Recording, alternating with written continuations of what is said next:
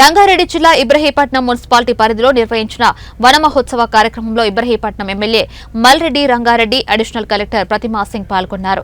ఈ సందర్భంగా ఎమ్మెల్యే రంగారెడ్డి మాట్లాడుతూ రాష్ట్రంలో హరితహారం పేరుతో గత ప్రభుత్వం మొక్కుబడిగా నిర్వహించి కోట్ల రూపాయలను దండుకున్నారని దుయ్యబడ్డారు. ప్రభుత్వ ప్రైవేట్ రంగ సంస్థలు ముందుకు వచ్చి ఈ కార్యక్రమంలో పాల్గొని పెద్ద ఎత్తున మొక్కలు నాటాలని కోరారు. రాష్ట్రంలో మొక్కలు ఉండాల్సిన వాటికన్నా తక్కువ ఉన్నాయని ముఖ్యమంత్రి రేవంత్ రెడ్డి ఆధ్వర్యంలో రాష్ట్ర వ్యాప్తంగా వన మహోత్సవ కార్యక్రమాన్ని నిర్వహిస్తున్నారు తెలిపారు.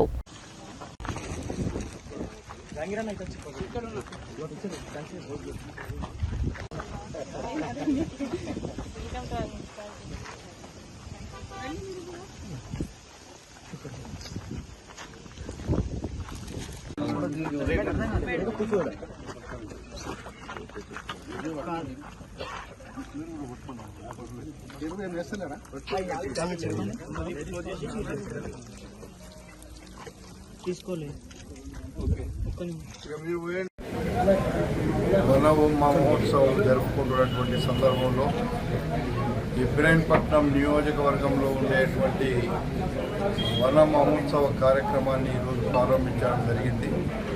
అందులో ప్రతి నియోజకవర్గంలో ఉండే ప్రతి మండలంలో, ప్రతి మున్సిపాలిటీలో, ప్రతి గ్రామంలో ఈ యొక్క ప్రభుత్వం ఇచ్చినటువంటి కార్యక్రమాన్ని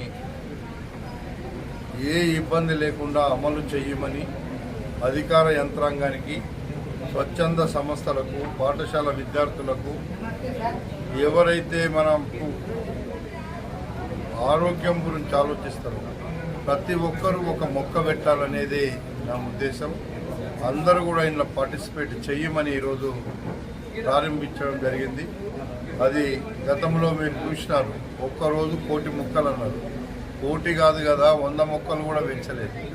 ఏదో ఆ వంతుకు కొన్ని మొక్కలు పెట్టిండ్రు, వెళ్ళిపోయిండ్రు.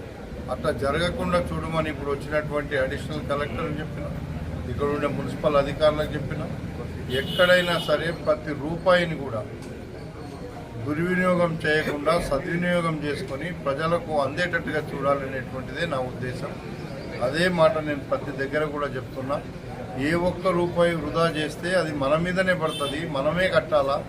ఆ వడ్డీ, అసలు అన్నీ ఈ రాష్ట్రంలో 7 లక్షల కోట్ల రూపాయల అప్పులు చేసి ప్రభుత్వ ఉద్యోగులకు జీతాలు ఇవ్వని పరిస్థితి తీసుకొచ్చినటువంటి గత ప్రభుత్వం దుర్వినియోగం చేసింది కాబట్టి వాళ్లకు గుణపాఠం చెప్పిండ్రు ప్రజలు. మేము ప్రతి దగ్గర నేను అదే చెప్తున్నా, ప్రతి రూపాయిని కౌంట్ చేసి పని చేయమని, అది ప్రజలకు అందించమని కోరుతున్నాం.